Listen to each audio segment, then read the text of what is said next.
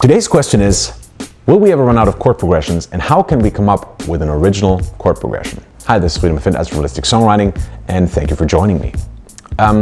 Well, it really depends on what you see as a chord. So if you look at C, D flat, and E, for example, at those three notes, if you call that a C major with a flat 9, well, we're going to run out of chords pretty quickly because you're distilling everything down to triads, and there's only that many triads, right?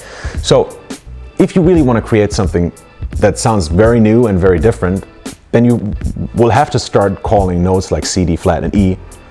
You'll have to start giving them different names and interpret them in different ways. And also, in this case, you would say that C, E, D flat with a D flat an octave higher, that will be a different chord. And if you start doing that, well, then your options truly open up. The mathematical equation is n factorial divided by r factorial times n minus r factorial.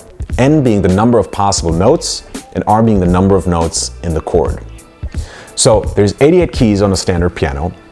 And if you take just two notes and call them already a chord, you already have 88 factorial divided by 2 factorial times 88 minus 2 factorial. 3,828 different possibilities for new chords, just using two notes.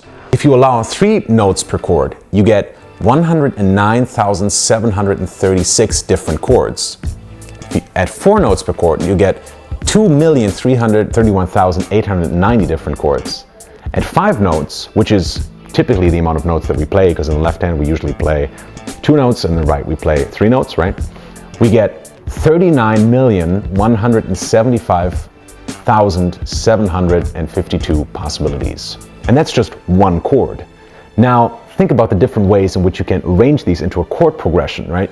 Chord progression doesn't necessarily have to have 4 chords. It could have 2 chords, it could have 8 chords, it could have 16 chords. It's up to you. So the possibilities truly are endless if you think about the possible chords and resulting chord progressions. Now, if you're looking for something a little bit more commercial, something that you can use right away, something that will just always sound good, you could also just check on my website right here, where I've made a list of 143 chord progressions. Once you download that, you'll also get a tutorial how to turn those 143 chord progressions, and all of them are commercial and handpicked by me myself, into over 400 chord progressions using a technique called chord rotations.